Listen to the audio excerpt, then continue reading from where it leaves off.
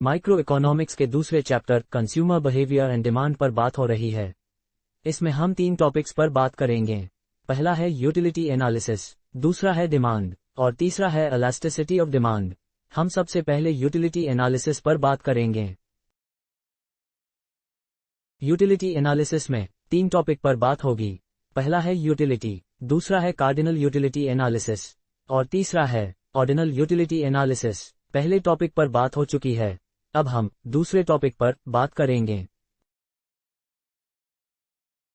Cardinal utility analysis में हम 5 topic पर बात करेंगे। पहला है कुल उपयोगिता और सीमांत उपयोगिता, दूसरा है घटती हुई एमयू का नियम, तीसरा है एमयू और टीयू के बीच ताल्लुकात, चौथा है उपभोक्ता संतुलन एक सामान के मामले में, और पांचवा व आखिरी है उपभोक्ता संतुलन 2 या 2 से ज्यादा सामानों के मामले में। पहले और दूसरे टॉपिक पर बात हो चुकी है। इस वीडियो में हम तीसरे टॉपिक पर बात करेंगे। इस वीडियो में हम एमयू और टीयू के बीच ताल्लुकात पर बात करेंगे। जैसा कि हम जानते हैं कि हर यूनिट से मिलने वाली यूटिलिटी को ही मार्जिनल यूटिलिटी कहा जाता है। वहीं टोटल यूटिलिटी सभी मार्जिनल यूटिलिटी को जोड़कर निकाला जाता है।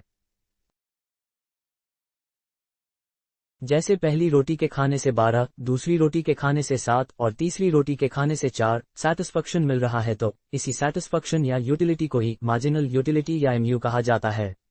इधर टोटल यूटिलिटी निकालने के लिए हम इन सारे एमयू को जोड़ते जाएंगे। जैसे अगर सिर्फ पहली रोटी खाते हैं तब टोटल यूटिलिटी भी 12 होगा। अगर 2 रोटी खाते हैं तब टोटल यूटिलिटी 12 + 7 यानी 19 होगा। इसी तरह से तीसरी रोटी खाने पर टोटल यूटिलिटी 12 + 7 + 4 यानी 23 होगा। अब हम इस डाटा को आगे बढ़ाते हुए टेबल और कर्व के जरिए एमयू और टीयू के बीच रिलेशनशिप को जानेंगे। हम सबसे पहले मार्जिनल यूटिलिटी और टोटल यूटिलिटी के टेबल को देखते हैं।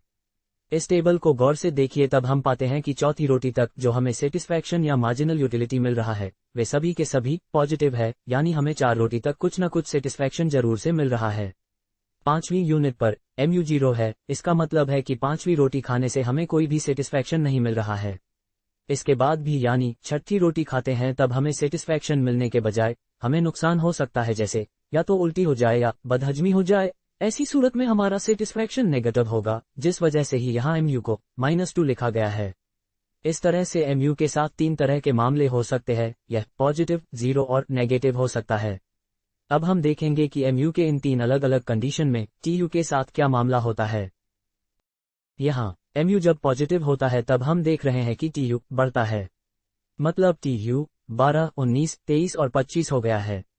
इसी तरह एमयू जब 0 होता है तब हम देख रहे हैं कि टीयू 25 तक आकर अटक गया है, यानी टीयू यहाँ पर ज्यादा है या मैक्सिमम है। अब अगर एमयू नेगेटिव होता है तब टीयू घटता है। यहाँ एक बात और गौर करने वाली ये है कि एमयू पॉजिटिव, 0 और नेगेटिव हो सकता है, लेकिन टीयू हमेशा पॉजिटिव ही रहता है, जैसा कि हम इस टेबल में देख रहे हैं। अब इसी रिलेशन को हम एक कर्व में देखेंगे। इससे पहले हम इसी टेबल से एमयू और टीयू का कर्व बना लेते हैं। सबसे पहले फर्स्ट क्वाड्रेंट को लेते हैं। इसके एक्स एक्सिस पर एक्स गुड्स को और वाई एक्सिस पर एमयू और टीयू को लिखते हैं। अब हम एमयू कर्व खींचेंगे जो कि ऊपर से नीचे एक्स एक्सिस को काटते हुए नीचे की ओर झुकेगी। इसके बाद टीयू कर्व खींचेंगे। अब हम जिस पॉइंट पर एमयू 0 है उस पॉइंट से एक वर्टिकल लाइन को खींचते हुए टीयू से मिला देंगे। आखिर में हम इनके नाम ए, बी और सी लिखेंगे। अब इस कर्व में हम एमयू और टीयू के बीच रिलेशनशिप को देखेंगे। इस फिगर में हम सबसे पहले एमयू कर्व को देखेंगे। यहाँ एमयू के पॉइंट ए से सी तक का हिस्सा पॉजिटिव कहलाएगा, क्योंकि यह हिस्सा एक्स एक्सिस के ऊपर है।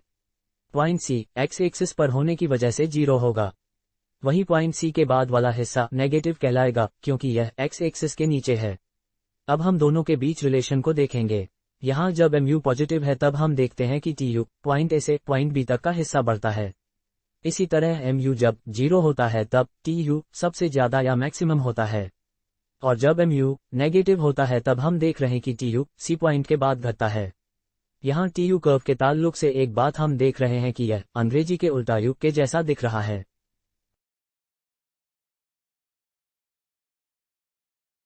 इस तरह से एमयू और टीयू के बीच रिलेशनशिप के बारे में हमने ये बातें जाना। जब मार्जिनल यूटिलिटी पॉजिटिव होता है तब टोटल यूटिलिटी बढ़ता है। जब मार्जिनल यूटिलिटी 0 होता है तब टोटल यूटिलिटी अधिकतम होता है। जब मार्जिनल यूटिलिटी नेगेटिव होता है तब टोटल यूटिलिटी घटता है। टोटल यूटिलिटी हमेशा पॉजिटिव ही रहता है और टोटल यूटिलिटी उल्टा यू शेप के जैसा होता है। अब आप इसे अपनी नोटबुक में लिख लें।